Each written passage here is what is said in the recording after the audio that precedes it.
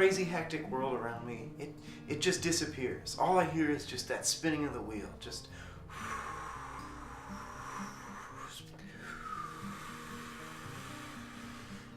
I just feel at peace. The clay is like the earth. It comes from the earth too. Did you know that? I can just form the entire earth with my hands. The idea came to me one day. I was sitting pondering in the morning, as I do when I have my morning constitution, and I was just looking around, and I realized I am surrounded by ceramics. The tiles on the floor, the tub, the shower, even this porcelain throne itself. How had I not seen it before?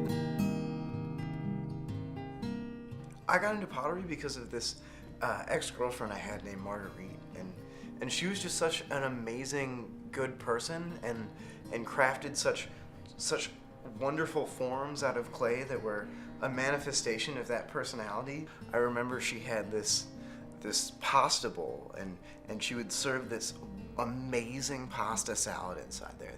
There was pesto and little cherry tomatoes and sometimes balls of mozzarella. And when that was all just inside that bowl, it just looked so inviting and amazing, and it just, every time I'm behind the wheel, I'm inspired to do something as good as that pasta salad bowl. Yeah, I mean, sure, I might get a little paranoid sometimes that he's still in love with his ex, but I know I have nothing to worry about. I mean, it's not like I Facebook stalk her every day or anything, but I did see that she went to Cabo 2 weeks ago, but that was like on accident. She looked so great.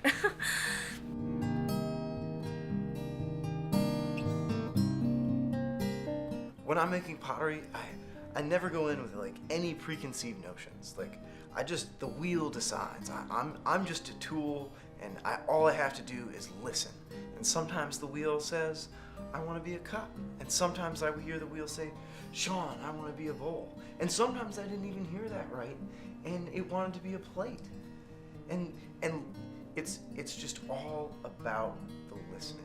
Listening is the most important skill that you can have, and especially when you're trying to listen to machines like a pottery wheel. I think part of the reason I love throwing pottery so much is it's just such a meditative and relaxing process. I get into such a zone. When I'm throwing, the only thing that matters is me and the clay. It's the most rewarding process that anyone could have. I don't even know if I can do this anymore. I've tried wheel throwing in a lot of different places, and most of them just didn't work out. I tried like next to a tree, a construction site, or like by a big pile of asphalt, in the middle of the street, just kind of in the crosswalk. That wasn't very good. There's just so many cigarette butts on the ground. They're over there.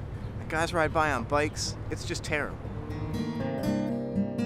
When I work with clay, I think about love. I think about all my favorite things, like dipping my finger in hot wax, chipmunks with their mouths full, when I get to tie my shoelaces really, really fast and I don't screw up, when you try on jeans at the store and they fit just perfectly, and then you take them home to wash them and they still fit after you wash them. The show Cheers and Frasier that came after it. Like brass door handles, dipping my finger in wax, taking my glasses off like I'm in CSI to make